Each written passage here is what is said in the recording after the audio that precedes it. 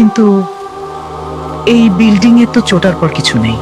লো পেরেক, লাল সুতো, নিম পাতা আর একটা ভাঙ্গা আয়না।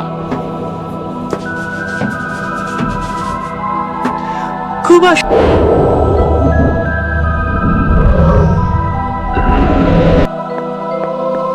আমি থামি। শব্দ থামে। ঢুকে পড়ো, দরজা খোলা।